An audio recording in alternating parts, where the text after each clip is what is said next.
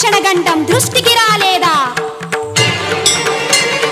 నమ్మి కొలిచిన చేరి మ్రొక్కిన ఆ పన్నను నన్నాదుకొమ్మని అలిసే వరకు నిన్నర్థించిన ఉలకక పలకక నువ్వుంటే ఊరుకుందుననుకున్నావా? ఆగక పొంగేనా ఆక్రోశం అగ్నిగా మారకముందే, ఆ దావానల జ్వాలల్లో నేనాహుతి కాకముందే. దుర్గవై చండివై దురిత వినా